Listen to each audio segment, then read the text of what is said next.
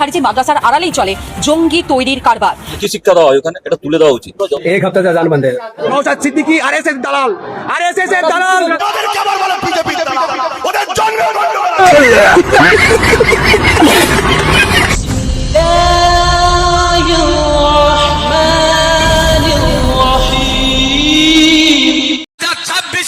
তৃণমূলকে ফিনিশ করুন, বিজেপি বাংলা থেকে ফিনিশ হয়ে যাবে।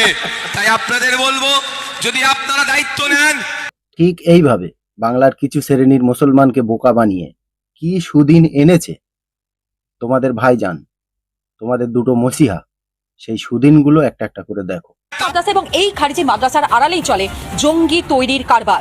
শুধু জঙ্গি নয়, একই সঙ্গে খারিজি মাদ্রাসার নিয়ন্ত্রণ নেই কোনো রকমের, সরকারের কোনো নিয়ন্ত্রণ নেই এই খারিজি মাদ্রাসাগুলোর ওপরে। শুধু পশ্চিমবঙ্গেই প্রায় 10,000 খারিজি মাদ্রাসা রয়েছে। অর্থাৎ এই খারিজি মাদ্রাসাগুলোই মূলত জঙ্গি প্রশিক্ষণের মূল ভর কেন্দ্র হয়ে উঠেছে এবং এই খারিজি মাদ্রাসাগুলো থেকেই কিন্তু একটার পর একটা জঙ্গি তৈরি করা এবং এই অল্প বয়সীদের নিয়ে গিয়ে প্রশিক্ষণ দেওয়া, তাদের মগজ ধোলাই দেওয়া এবং একই সঙ্গে জঙ্গি কার্যকলাপ বাড়ানো, স্লিপার সেলকে সক্রিয় করা, প্রত্যেকটা কিছু করা হতো এই খারিজি মাদ্রাসাগুলির আড়ালে। রিপোর্ট কার? আর বাংলা। বুঝতে পারছেন তো? আর মানে কি হয়? আমাদের এই আশেপাশে নেই আর মানে, তো সেই বাংলার রিপোর্ট এটা। এই সেই চ্যানেল যে চ্যানেলে নওশাদ সিদ্দিকী গিয়ে বলেছিল যে ওয়েস্ট বেঙ্গলে ক্রিমিনাল অ্যাক্টিভিটির ভিতরে 95% মুসলিম জড়িত। এই সেই চ্যানেল।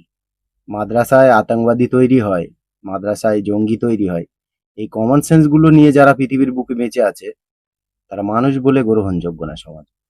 এটা আমাদের ওয়েস্ট বেঙ্গলের মেন স্ট্রিম মিডিয়া, যাদের খাদ্য খোরাক একদিন মুসলমানের পিছনে না লাগলে জোটে না।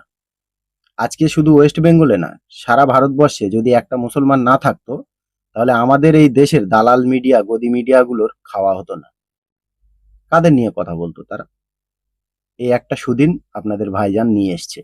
প্রয়োজন কি আছে সেটা আমি বুঝতে পারছি। মাদ্রাসাতে কি হয়? ডাক্তার, ইঞ্জিনিয়ার কি তৈরি হয়? সায়েন্টিস্ট তৈরি হয়, ওখানে মোল্লা তৈরি হয়। এখন একটা ভিডিও দেখছিলাম, ভারত মাতা কি জয় বলতে বলছে বাচ্চাটাকে, সে বলতে চাই বলে এটা বলবো না, বন্দে মাতরম বলতে বলে সেটা বলবো না। কি শিক্ষা দেওয়া হয় ওখানে, এটা তুলে দেওয়া উচিত। যতজন ধরা পড়ে বিভিন্ন জায়গায়, তার মূল খুঁটিটা ওখানেই পাওয়া যায়। মাদ্রাসা তুলে দেওয়া দরকার, মাদ্রাসার কোনো প্রয়োজন নেই। আর যতজন ধরা পড়ে সব মাদ্রাসার সাথে যুক্ত। কাদের কথা বলছে আপনারা নিশ্চয়ই জানেন। 2014 থেকে নিয়ে আমাদের এই দেশে সব সময় মুসলমানদের উপরে আঙুল তোলা হয়েছে, কিন্তু একটা মুসলমান এই ভারতবর্ষে দেখিয়ে দিন যে তারা জঙ্গি এবং পাকিস্তানি এজেন্টের সাথে যুক্ত আছে। আর আমি কম করে 1000-এর বেশি দেখিয়ে দেব যারা হিন্দু, যারা সনাতন, তাদের ভিতরে পাকিস্তানি এজেন্ট। কিন্তু আমার প্রশ্ন, এই যে বিজেপির বিধায়ক, এনার কাছে, এনার যদি ক্ষমতা থাকে, ইনি একটা দেখিয়ে দেখ মুসলমান যে সে নিজের দেশের সাথে গাদ্দারি করেছে। আর আমি আঙুল গুনে দেখিয়ে দেব, হাজার হাজার আছে তোমাদের ভিতরে যারা দেশের গাদ্দার। এই দুটো সুদিন তোমাদের ভাইজান নিয়ে এসছে। মাদ্রাসায় পড়ে কি হয়? হ্যাঁ, দেশের মানুষ যদি মাদ্রাসায় না পড়তো তাহলে হয়তো আমাদের এই দেশ এখনো পর্যন্ত ইংরেজের গোলাম থাকতো। 2014 পর থেকে নতুন করে আবার মানুষ গোলামি করছে ইংরেজের। अस्सलाम वालेकुम, मैं अभी हथियारा में हूँ। ये देखिए मेरे सामने एक मस्जिद है। लाउड स्पीकर कहाँ लगा हुआ था? लाउड स्पीकर कहाँ लगा हुआ था? लगा हुआ है। मैं चुंगा ऊपर में चोंगा लगा हुआ था, लेकिन पुलिस का दादागिरी से यहाँ पर अजान बंद है। कितना दिन से बंद है? आज वो एक हफ्ता हो गया ना। एक हफ्ते से अजान बंद है।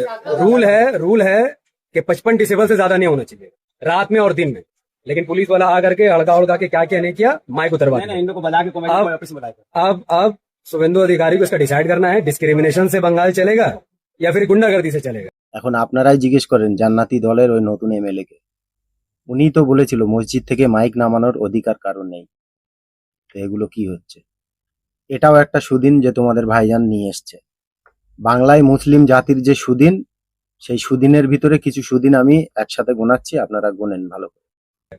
নওশাদ সিদ্দিকী বক্তব্য পরিষ্কার। নওশাদ সিদ্দিকী রেজাল্টের পরের দিন তাদের কর্মীদের বলেছে বাংলায় সুদিন এসছে, আপনারা আনন্দের সাথে এটাকে উপভোগ করুন। বাংলায় মুসলিমদের সুদিন, কুরবানিতে আপনারা ওকরিত করতে পারবেন না। বাংলায় মুসলিমদের সুদিন, আপনারা রাস্তায় নামাজ পড়তে পারবেন না।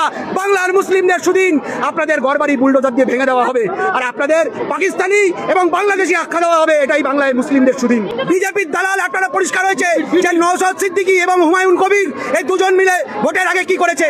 কোথায় গেল আজকে বাবরি মসজিদ? আমরা প্রশ্ন রাখতে চাই, বাবরি মসজিদ কোথায় গেল?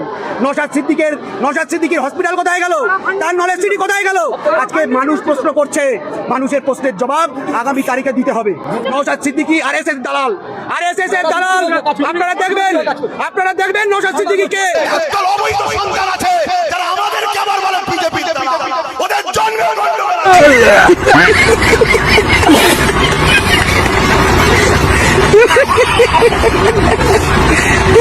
এত কিছু হয়ে যাবার পরেও আমরা বাংলায় সুদিন পেয়েছি। একটা শওকত মোল্লাকে হারিয়ে হাজার হাজার শওকত মোল্লা ভাঙড়ের বুকে এখন তৈরি হয়ে গেছে। এই সকল সুদিনগুলো তোমরা একের পর এক উপভোগ করতে থাকো। মুসলমানদের জাদুর অবস্থা, আতঙ্কে আছে, হ্যান আছে, তান আছে, কি কুরবানি করতে পারবো কি পারবো না, নামাজ হবে কি হবে না, এগুলো তো মমতা ব্যানার্জির জন্য হয়েছে। এখন একের পর এক সুদিন এনজয় করতে থাকো তোমরা। আমি তো বলবো বিজেপি যেটা করছে ভালোই করছে। যারা মুসলিম নাকাব পরে মুসলিম জাতির সাথে গাদ্দারি করেছে তাদের পরিচয়, তাদের পরিণাম কি আপনারা ভালোভাবে জানেন। কড়া করে যদি হাত তুলি, চোখ চেয়ে থাকবি, জান বেরিয়ে চলে যাবে। আমাদের সঙ্গে লেগে লাভ নেই।